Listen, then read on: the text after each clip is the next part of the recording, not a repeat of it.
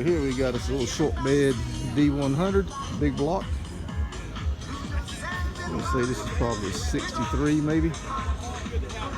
Orange. Used to be one of these that ran at the local drag strip years ago. It was orange, short bed. As good as it ran, I'm pretty sure it was a big block. 66 according to the tag. Nice what it did, the tan top.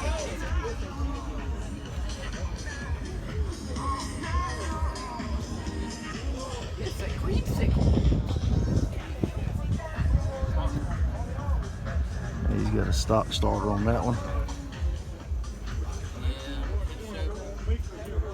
Turnouts down here. Oh, check out the genie shifter. Look at the steering wheel. Man, it is nice. Interior looks nice in this car, or truck rather. That is nice, folks. Now, let's see what else we got.